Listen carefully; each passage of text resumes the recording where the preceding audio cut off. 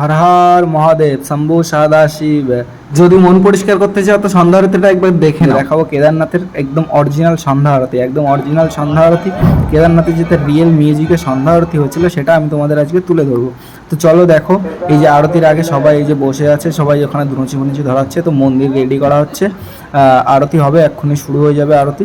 তো চলো আমি আজকে তোমাদের সেটাই দেখাই। দেখো সন্ধ্যার সাজে সজ্জিত মন্দিরটা কতই না সুন্দর লাগছে, কি অপূর্ব দেখতে লাগছে না?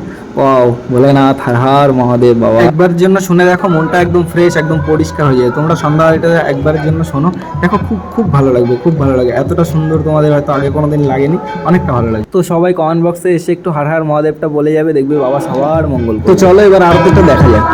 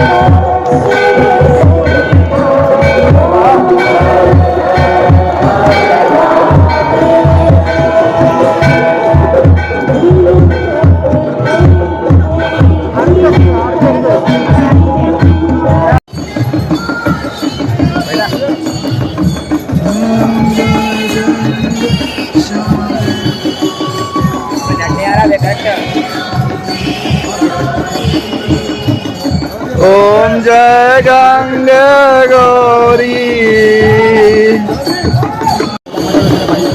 ओम जय गंगे गौरी।